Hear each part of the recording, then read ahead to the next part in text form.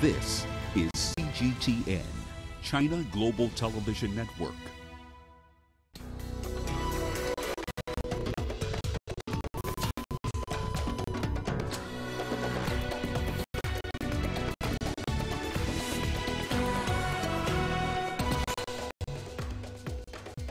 Nigeria's main presidential candidates sign election peace accord. This document compels politicians to uphold non-violent conduct during the electioneering period. Security is a key concern, and the threat of attacks by extremist groups like Boko Haram remains high. We have lined up comprehensive coverage of the run-up to the February 16th polls in Nigeria. Hello and welcome to Africa Live, only on CGTN. I'm Karen Roberts, live in Nairobi. Uche Okoronkwa joins me now with all your business headlines. Over to you. Thank you, Karen. And here's a look at what's coming up on Africa Live. This. Labour unions protest against job cuts in South Africa.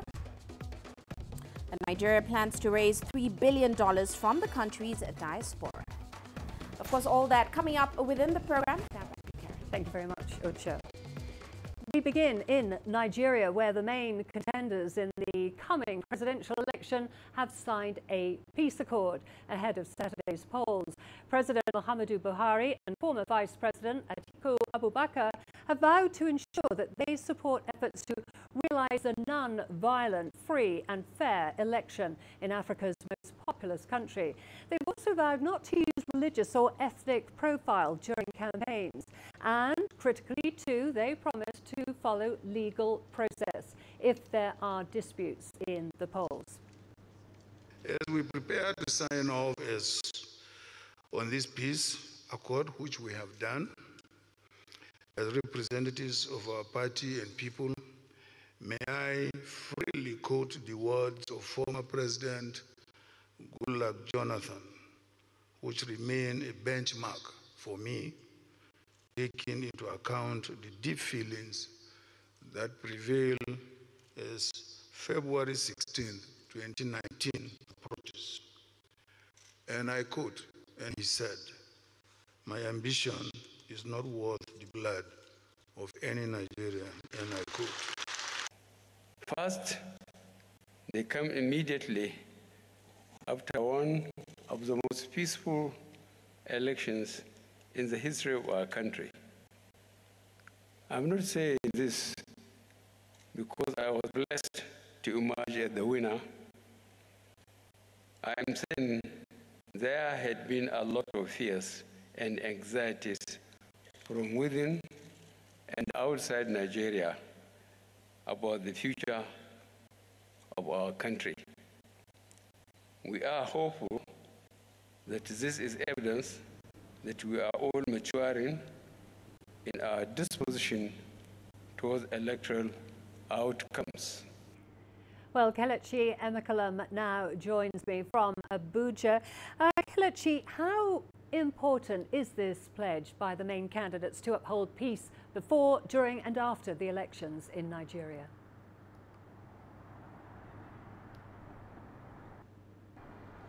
Well, candidates for any election are bound by law and morality to abide by all the regulations guiding the exercise, including respecting the will of the people expressed in credibly conducted elections. Now, the notion of getting candidates to specially commit to the peaceful conduct of elections and accept its outcome would sound sort of superfluous in advanced democracies.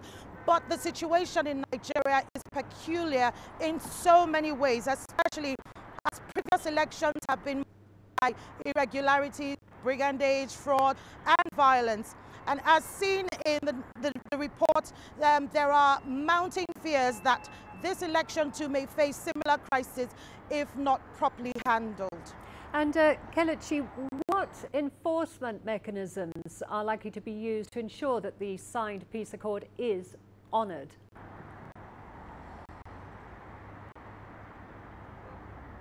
Now, with respect to the signing of the peace accord, it's not enforceable by law. Candidates just have a moral obligation to ensure that they uphold all that's contained in the peace deal. However, for anyone who actively does anything that contravenes the law, well, such as from snatching ballot boxes to the carrying of arms by unauthorized persons to disrupt the electoral process, now such would definitely be made to face the full wrath of the law. For the peace accord, one would term it as just a gentleman's agreement. Okay, thank you very much for that. That was Kelechi Emekolum there, joining us from Abuja. Well, previous elections in Nigeria have resulted in deadly violence, as Kelechi was saying there. Authorities are now on high alert. The military is investigating large shipments of weapons and military uniforms by groups intending to cause violence during the polls. CGTN's Kelechi Emekolum, again, has been closely monitoring the security situation around the country and now has this report. This is the moment when President Muhammadu Buhari took to the podium to make his acceptance speech as the ruling party's flag bearer. The former general and military ruler turned Democrat is seeking a second term in office. He was elected to office in 2015 on account of his military expertise to restore peace across Nigeria, a job he claims to have done so well. We are very proud of our records from 2015 to date. We have arrested and checked the slide to anarchy on the security and economic fronts. Boko Haram is reduced to deadly attacks on soft targets. Normalcy has returned to much of Northeast and neighboring Northwest states. But not quite. Boko Haram, he promised to defeat in months upon becoming president, is still around and causing more trouble in the Northeast. The UN's Agency for Migration, IMO, has warned the group has become more sophisticated, displacing close to 60,000 people in only 3 months. In fact, the group has formed alliances with external forces like ISIL and are reportedly seizing territories previously captured from them by government forces. And they've threatened to disrupt the elections. There are certain parts of the Northeast where it's very unlikely that people will come out to vote because of the fear they have of the possibility of attack. So to that extent, I believe there is a very high risk to people who decide to participate in the electoral process.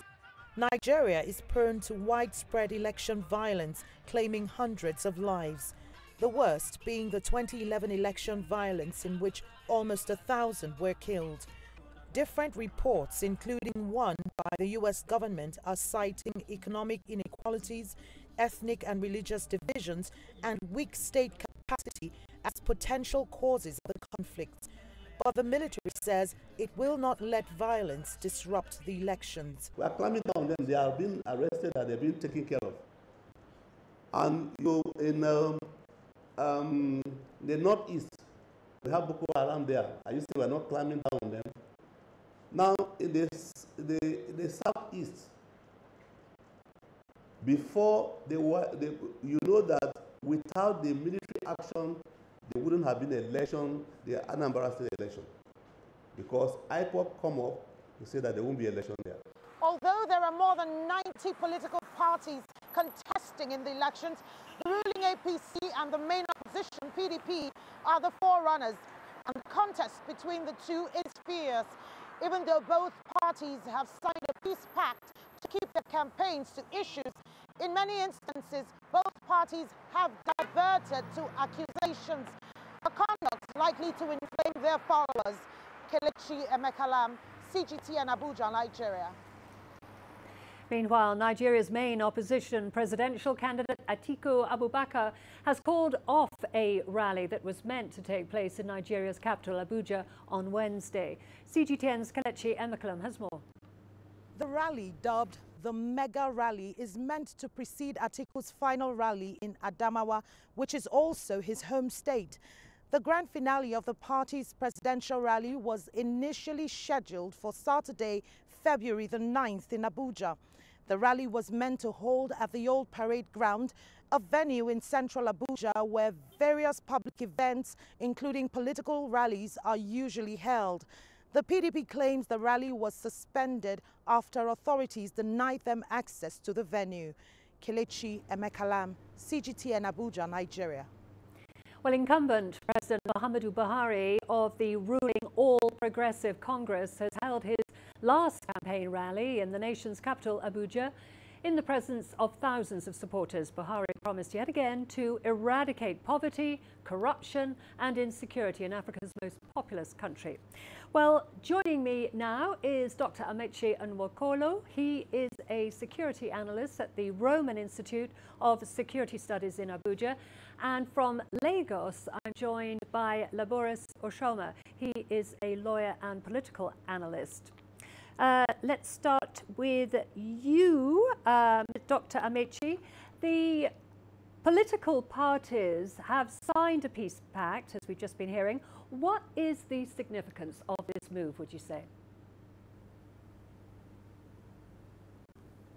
As I told you earlier on, it's very significant, but how much will they follow this through to what they have signed?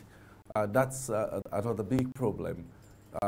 As you said, as one of the reporters said, since the signing of the last one in the last 3 weeks, a lot of violence have taken place in the country, around the country, even in the federal capital territory here.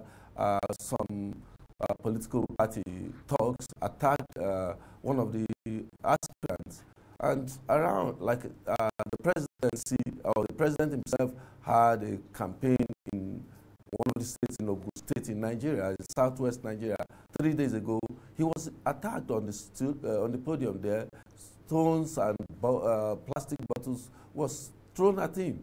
So we're saying, if this can happen to the president, what happens? And so many of the INEC offices around the federation has been set ablaze. This is giving an inkling of what may happen in case they don't think. So that's the fear we have. But the significance is very important that, okay, I am agreeing to the fact that I will not promote violence by my talk, by what I say to my followers. But if will that happen? Will that be the reality if they lose the election? That's what we're asking.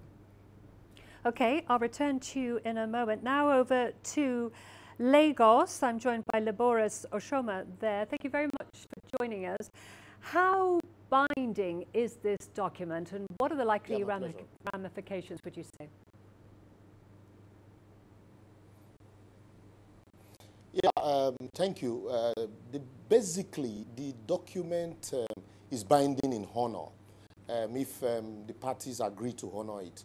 A document that does not have statutory backing, will be binding in honor. And then most also, the supporters of the people who actually foment trouble are not the candidates themselves, but, the supporters. And so, the candidates, signing a peace accord, it should trickle down even, before the election, so that the supporters would also be called upon to ensure that they maintain peace. Even as while the document signing was going on, we also learned that a political party's office in Kano was being raised down by hoodlums and supporters of some other parties.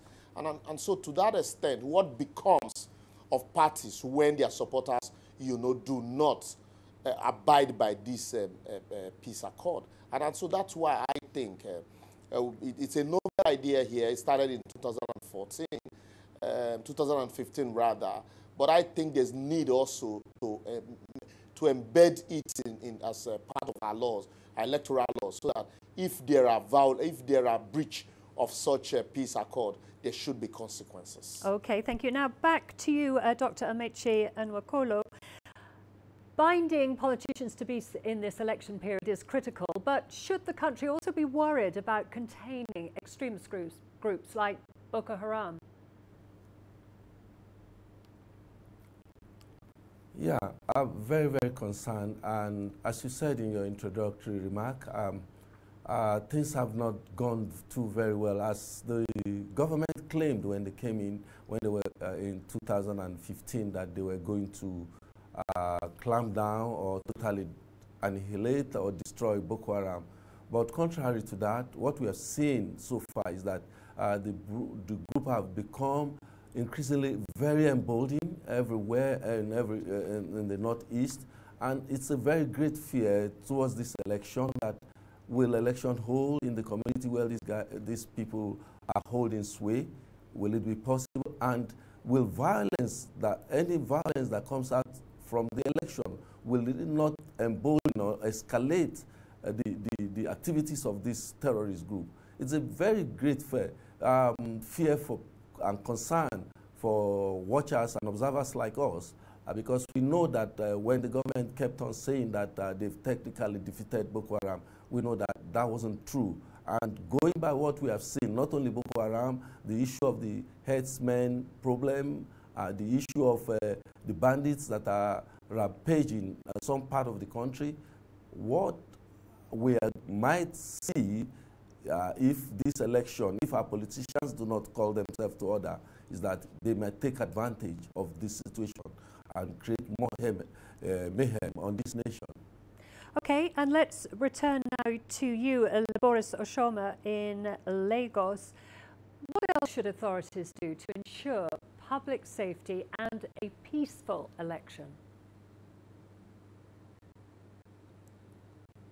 Yeah, I think the message should be, more about Nigerians. It should go to, most of the people and not just the politicians, because the people that are likely to be used to cause mayhem are not, the ones who are contesting or the ones that are sitting atop, political platforms or party platforms. But the ordinary man on the street, some of the miscreants they use, including, some people who you probably felt are educated. And so the message shouldn't be more about the military. It should be more about the message of peace, taken down to the grassroots. And then the police and the paramilitary organizations should try as much as they can to not remain in one spot, to try as much as they can to patrol. It's unfortunate that we have to close down an entire country because we are going into election. I would look forward to a day where, elections become peaceful in Nigeria, where even after elections, parties shake hands and congratulate a winner. But really, the authority needs to do more of patrol, most especially in the flashpoint, in areas. There are areas that are definitely going to be peaceful, but there are some areas that are known, for violence and trouble. And so I expect that authorities should take note of those areas and ensure that they have patrol vehicles and police presence in all of those areas. And then also use some persons as deterrent. Let's not go back to that idea of when people are arrested, for violating electoral laws, and then after the elections, nobody knows what happens to them. Because that also breeds impunity and embolden those who have the capacity to commit mayhem and that were not yet committing mayhem. Okay, thank you very much. Thank you. That was Boris Oshoma there in Lagos for us. And earlier, of course, we spoke to Dr. Ameche Nwokolo, who is in Abuja. Thank you very much, both of you, for your analysis. Well, as Nigeria prepares for crucial presidential elections on February the 16th, one of the main topics on the campaign trail is the economy.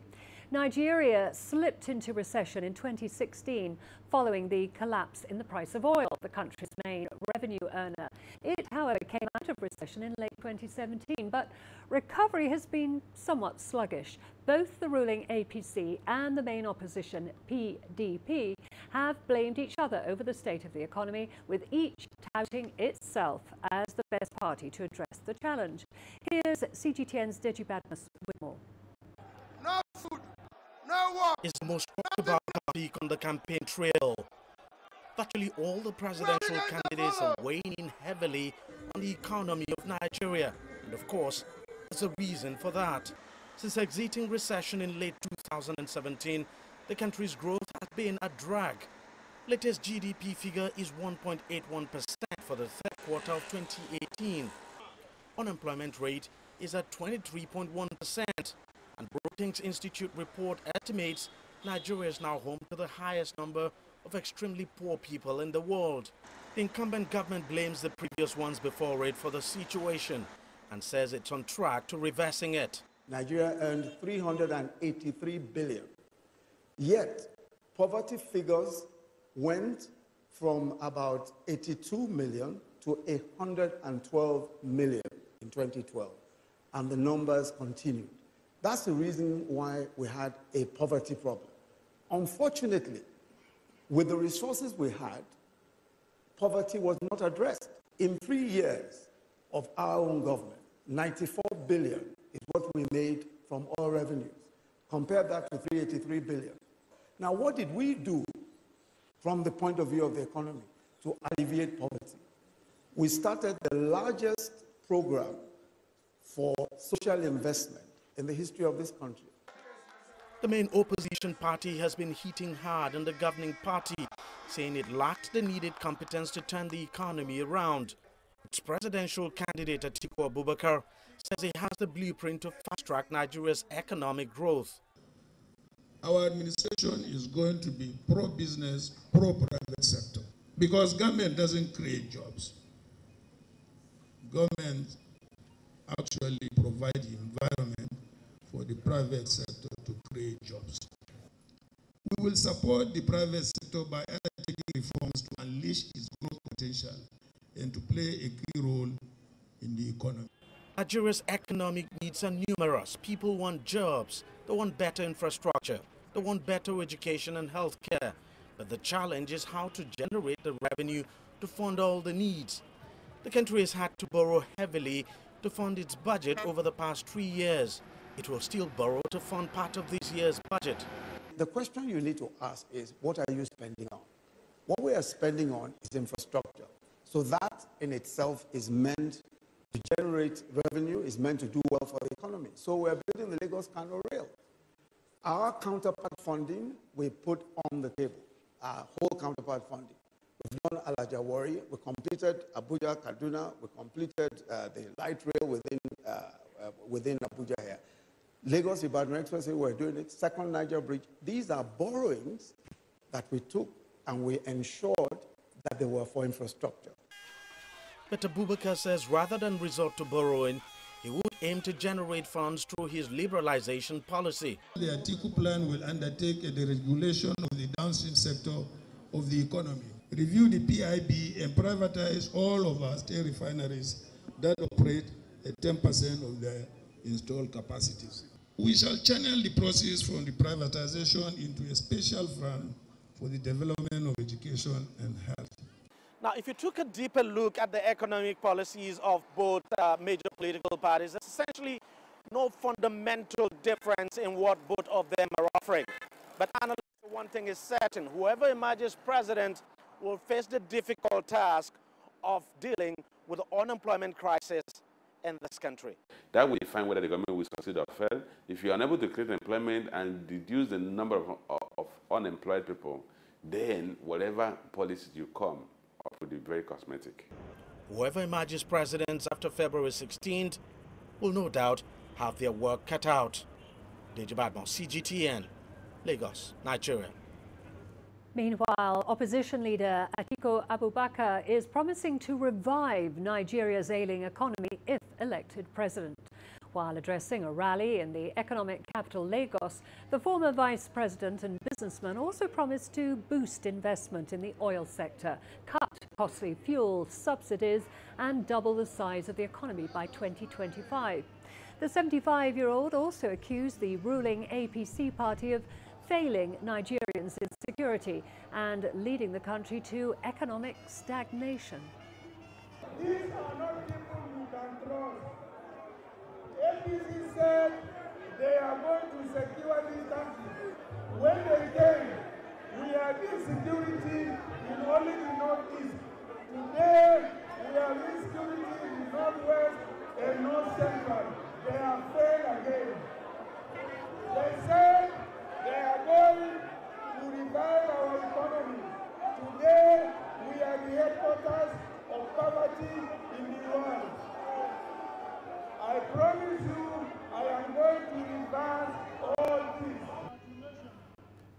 Meanwhile, Nigeria's Code of Conduct Court has issued an arrest warrant for the country's suspended Chief Justice Walter Onigon. Onigon is facing trial for underdeclaring his personal wealth, and that's contrary to mandatory requirement for civil servants. The country's security agencies have been ordered to arrest him if he fails to appear in court by Friday. He's been battling the charges against him, with his lawyers insisting that the court has no mandate to try him since he is a senior judge. To Cameroon now, where the country's opposition leader, Maurice Kamto, has been charged with rebellion and insurrection in the capital, Douala. The former government minister was arrested late last month. Kamto insists that he was cheated out of the presidential elections last year. The prosecutor's office at Yaoundé Military Court filed the charges against Kamto, including 28 of his supporters. Cameroonian President Paul Biya has pushed parliamentary elections back to the 7th of October 2019. The Egyptian parliament has fast-tracked a vote scheduled next week on constitutional amendments. Members of parliament are expected to pass changes that could allow President Abdel Fattah el-Sisi to extend his time in office beyond 2022, when his current term ends. Here's Adel El-Mahrouhi with more. Parliament is accelerating its moves towards passing changes in Egypt's 2014 constitution. They have brought their initial vote a week earlier to approve the discussions for the amendments. In love with Egypt, the majority coalition made the proposal suggesting to extend President Abdel Fattah el-Sisi's terms in office until the year 2034. Many wonder why start now, while the president still has 3 more years in office. But the parliament's term ends next year. Earlier elections will proceed, so they don't have much time to get over with several crucial legislative issues, among them the constitutional changes and the parliament election law. There is no concern if they rush with the process, as long as they abide to the constitutional regulations for changes. The new amendments will greatly affect the upcoming parliament elections next year. Suggestions made will decrease the number of seats from almost 600 to 450, as well as reintroducing an upper legislative chamber in the form of a Senate. 25% of the members must be women according to the suggested constitutional changes. Parliament is obliged to create some sort of social dialogue on the changes before they create a final draft. Opinion of people in the street, experts in all fields should be heard, and so on. That should guide the final touches in the documents that will be subject to a public referendum. Otherwise, they will be criticized for holding the whole process from A to Z indoors. Parliament will have 60 days at the most to form the final draft, which Egyptians will later vote on. The Constitution gives a maximum time frame of about 4 months for the referendum processes to take place. But many parliament members, however, seem eager to rush it to a little over 2 months so that the vote can be held for the amendments before the holy months of Ramadan in May. Adel El-Mahrouhi, CGTN, Cairo. In Egypt, Cairo's Opera House is exhibiting more than 120 photos of the Chinese people. The theme is the 40th anniversary of China's reform and opening up. The precious graphic material shares the unforgettable course and brilliant achievements of China's last 40 years. Song Aguo, the Chinese ambassador to Egypt, says that China has successfully achieved an historic transformation. The country has also become a recognized builder of world peace and a contributor to global development. The exhibition runs until the 14th. To South Africa now, the Nanhua Temple hosted a festival in Brokersprut to celebrate the Chinese New Year. The temple showcased the Chinese Cultural Festival with multicultural performances and a light offering Dharma ceremony. CGTN's Yolisa Njamela has more. South Africa has the largest Chinese community on the continent, and so the Chinese New Year celebrations are often elaborate and quite remarkable. The temple showcases a spectacular show annually to celebrate Chinese New Year.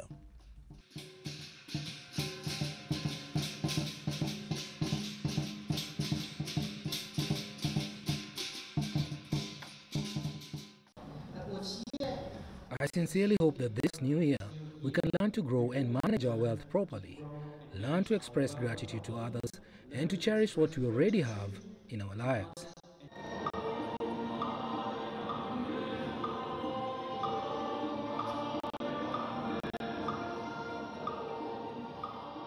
The speakers here emphasized that celebrations of the Chinese New Year event offer a perfect opportunity for South Africans to learn more about Chinese culture.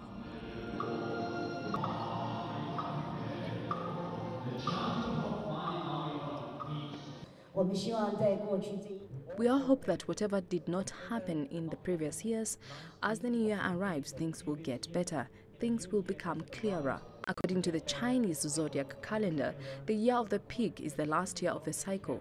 So the cycle consists of 12 different animals, pigs being the last one.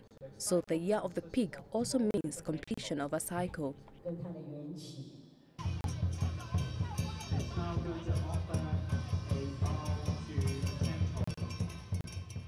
A number of other events are planned around the country to celebrate the Chinese New Year.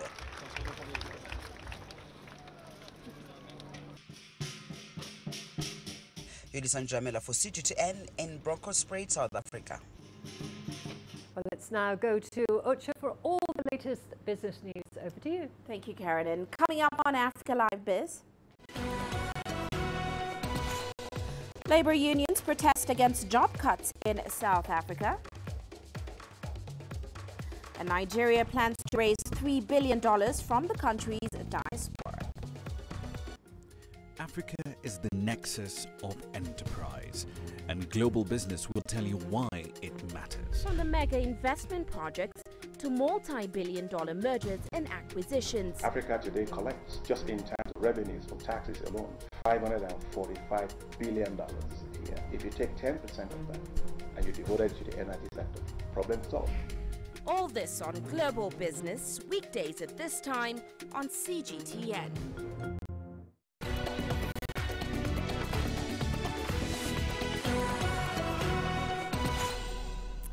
Let's start off in South Africa, where energy experts say corruption and state capture in the country's power plants, Medupi and Kusile, are one of the major reasons why the state is currently experiencing crippling blackouts. Many businesses are losing millions of dollars daily as Eskom's rolling power cuts continue. Kusile and Medupi, the third and fourth largest coal power plants in the world respectively, were supposed to add almost 9,600 megawatts to the grid and be fully operational by 2015. However, up to date, they are still years away from completion. Their projected costs have more than doubled to about $21.3 billion. Of course, South Africans are currently battling load shedding for a third day in a row as the nation's struggling power firm battles to get on top of its maintenance problems. Well, Eskom is one of several state firms that have had to cut thousands of jobs due to mismanagement. As a result, South Africa's biggest labor union has embarked on a nationwide strike to protest against these job losses, as well as unemployment in the country. CGTN's Angelo Coppola reports. The marchers have several demands they're expecting action on. They want government to focus on jobs and not privatization. And the protest has been used to reinforce this point. The government will always listen to us. This is our government. This march is not anti-government. This march is pro-government, and we're saying to our government, you have done well in many other areas of social development, but don't privatize state-owned enterprises. The unions also have a message for big business, especially in the mining sector, who have been focused on returns and not workers' well-being, they say. That has been making a lot of money, and they've announced packages of retrenchment, particularly in the mining sector. But the minerals, particularly gold, has been doing well since December. They've never retracted those announcements. They are still going ahead with the retrenchment of workers. They are making big money, laughing all the way to the bank. They don't care about the well-being of the workers. The Minerals Council says the demand in the gold and platinum sectors has been stagnant and it's caused contraction and job losses. They've been particularly marked in the gold sector, which obviously is not what it used to be, and the platinum sector, where demand for platinum has taken a knock in recent years. It is a problem. Those are the two most labor intensive parts of the mining industry. There are real reasons for the jobs having been lost. While the marchers marched on the Gauteng Premier's office and the Minerals Council, there were 34 other organizations and government departments who received the Union Federation's memorandum. This is a ticking time bomb that the government, according to the unions, hasn't managed to resolve. They need more intervention, the unions claim. I'm Angelo Coppola for CGTN in Johannesburg, South Africa. Well, let's head to Nigeria now, where the government is expecting about $3 billion in investment funding from its citizens in the diaspora. The major part of this fund is set to be provided by Nigerians who live mainly in the U.S. Now, the West African nation says its main focus is primarily on non-oil investments, with mining and agriculture sectors amongst the top priorities. Nigeria is currently seeking investments to diversify its economy away from oil, which of course accounts for about 2/3 of the state's GDP and more than 90% of its foreign income. Meanwhile, in Egypt, the government is finalizing details of a new oil and gas contract, which is aimed at attracting even more foreign investment into the country's energy sector.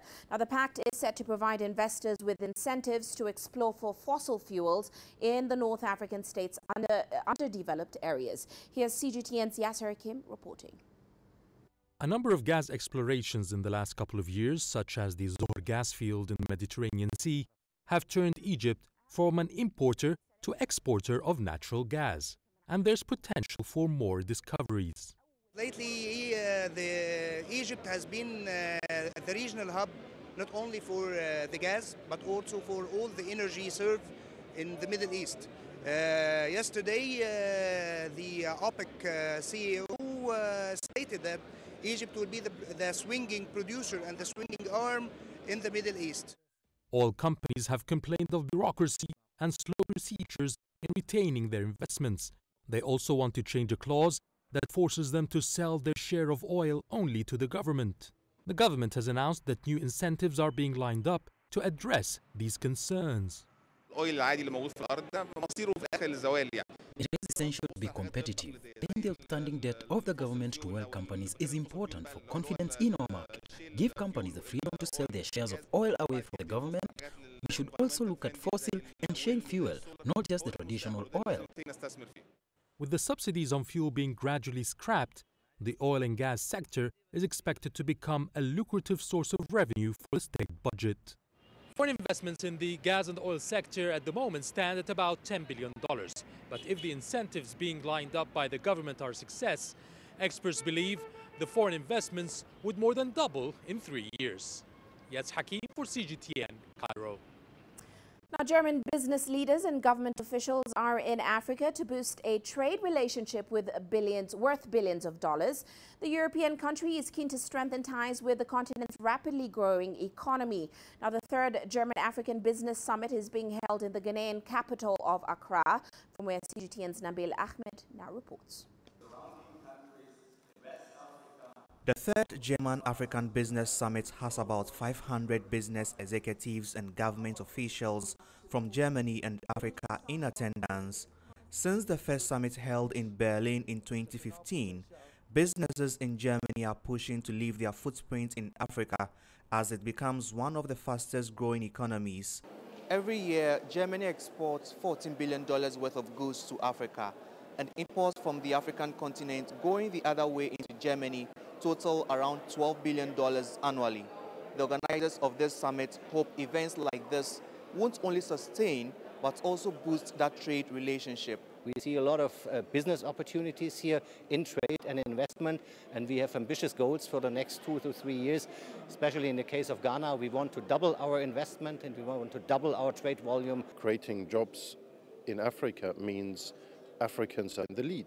So projects are defined by African governments.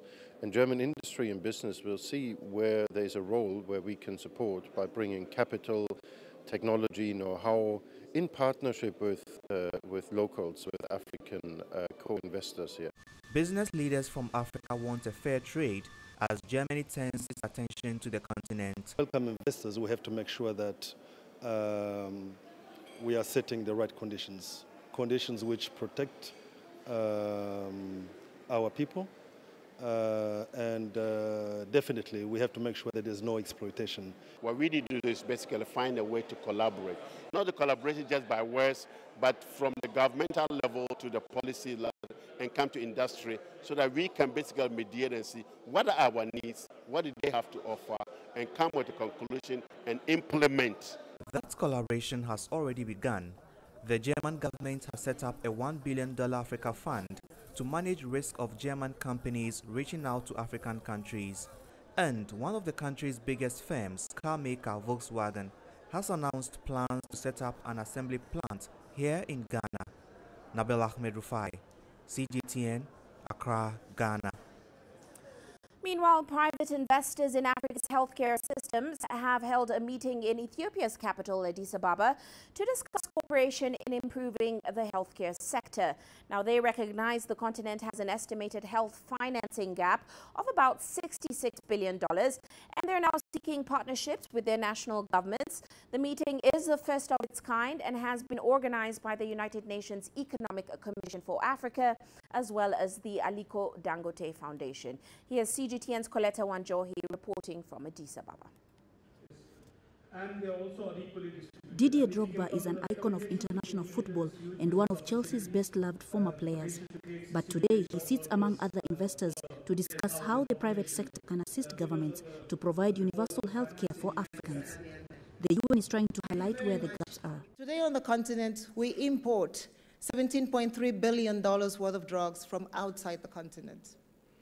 $17.3 billion worth of drugs will create about 16 million jobs on our continent if we were to produce them on the continent. If you look at the levels of the fertility rates on the continent, it shows that there is need of proper maternal care, and therefore it's important that the health services that are provided to mothers, to children, to girls are so critical, and they need to be available, affordable and accessible. UNAIDS has highlighted how engagement of private sector is helping tackle HIV/AIDS on the continent, but says there is room for increased support. When I joined UNAIDS, and I want to share that, we were giving 18 pills a day to a sick person. We would have never, I said, reached 22 million people on treatment if we were not working with private sector to change completely the dynamic and to make sure that today we will be giving them only 1 pill a day. And soon it will be 1 injection every 4 months. For the investors, there is a financial incentive. Business opportunities in healthcare in Africa are estimated to be worth $259 billion by 2030. But some in the private sector remain skeptical. We have separate data around infrastructure. We have separate data around medical personnel. We have data on another side on vulnerabilities, etc. How do you bring all of that together actually to speak to each other? Philanthropists across the continent are being called to come on board and support this health initiative. The private sector is also being encouraged to build upon the continental free trade area that is expected to be operationalized soon in order to promote intra-Africa trade. Experts say that this will enable them identify market opportunities and invest in countries or build manufacturing hubs within the continent. Coletta Wanjohi, CGTN, Addis Ababa, Ethiopia.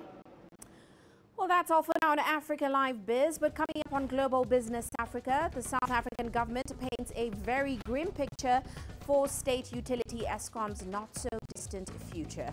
Of course, we'll bring you more on that top of the hour. For now, it's back. Thank you very much, Ucha. Well, we are going to a short break. Don't go away. Lots more to come, including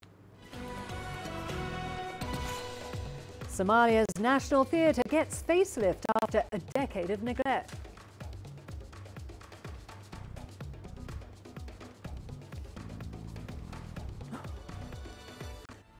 Join us in Global Business and see Africa through our eyes.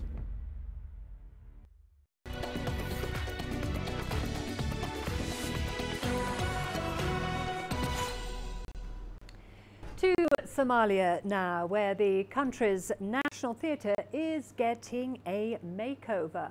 After nearly a decade of neglect, Nigeria's candidates woo voters with their sense of fashion. Somalia's National Theatre was known for various theme performances taking place at its stage. However, the 1991 conflict in the Horn of Africa nation reduced its buildings to a militia base, forcing it to shut down. After nearly a decade lying in ruins, the theater prepares to reopen later this year. For many civilians, this theater's reopening is a small sign of progress. The roof and the chairs have been ordered from abroad, and we hope that the construction will complete in the next 3 months. The first concert to be staged at the theatre is ready, and it's called Caretaker Government. It will not just be a concert to be held here. We hope that the theatre will also be a place to provide wisdom and entertainment, and hopefully it will also regain its reputation. Government employees are also volunteering to build a heritage center. This is a big achievement. It shows that our country is ready for reconstruction. Through this operation, which was dubbed as Operation Volunteer to Reconstruct Your Country, we have shown what we are capable of. We can bring beauty back to our country and rebuild our country. The theater is expected to reopen within the next 3 months. For now, it offers base for Somali soldiers guarding the presidential palace. Security is one of the major issues that locals expect will be addressed ahead of the reopening. Security at the theatre will be assured, just like in any other building in Mogadishu. God willing, we shall secure the theatre. We are not particularly worried about security at the theatre. It will be secured just like many other places where people meet. Somalia has a rich history of music and poetry. The theater reopening hopes to preserve the country's traditions while promoting peace. Brian Toussaint, CGTN. In Sudan, motorcycle taxi riders, also known as boda bodas, are embracing road safety and joining the growing wave of peace ambassadors in South Sudan. Well, for the first time, the motorcycle taxi operators will be plying the streets and roads of Maban County wearing safety helmets and reflective vests. Over 100 boda riders fill the streets of Maban County in South Sudan. They brought the bustling town of Bunj to a standstill. Boda, as the motorcycle taxi is commonly known, is the only and quickest means of transportation in the area. The parade marked the successful conclusion of a training workshop on road safety by the UN mission in the country. What we did here today was not to talk to you about how we would want to seek protection, but how you can protect yourselves. After the training, they received safety helmets and reflective vests. The boda riders, who are ordinarily not too cautious about safety, are hoping to turn their businesses around with the new protective measures. I would hope that what you've heard here today from the traffic police, from our UNPOLs, and understanding the dangers that you face every day, that will become part when you go out to do your work as boda drivers. You will implement those lessons and those guidance that has been provided to you. Of the over 100 riders, only one was female. 25-year-old Joyce Yepeta has been running her business in Bunj since 2017. She moved to Maban following the loss of her family amid a long-standing conflict in the country. I came to Bunj to become a boda rider, to make money, and this is what will help me to be like other business people. Each rider left the forum confident about their newly gained knowledge on road safety. They are now also easily identifiable. This is a very important thing for us because we are not being clearly identified as boda riders, but now we have shown ourselves to our passengers over there. Before, we were wearing non-uniform without self-identification. Now, it is an important thing that UN mission has done for us. The training was a collaboration between the South Sudan National Police Traffic Service and the United Nations Police. The UN mission is working with special interest groups in South Sudan to spread messages about its mandate as well as peace throughout the country. Laura Walubengo, CGTN. We are going to a short break now. We've got all the sports news coming up, including the UEFA Champions League round of 16 continues with Tottenham taking on Borussia Dortmund and champs Real Madrid facing Ajax.